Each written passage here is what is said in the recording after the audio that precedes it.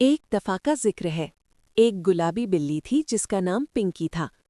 पिंकी को गुलाबी रंग बहुत पसंद था, इसलिए वो खुद को गुलाबी पेंट से रंगती रहती थी। एक दिन पार्क में पिंकी ने एक मीठी कबूतरी देखी जिसका नाम स्वीटी था। स्वीटी हमेशा मिठाइयाँ खाती और सबको शेयर करती थी। पिंकी ने सोचा, वाह, ये कबूतरी कितनी मज़े की लगती है, खा जाऊं, और पीछे पड़ गई। स्वीटी उड़ी, पिंकी दौड़ी। पिंकी छलांग लगाई, लेकिन गुलाबी पेंट की वजह से फिसल गई और गिर पड़ी। बूम!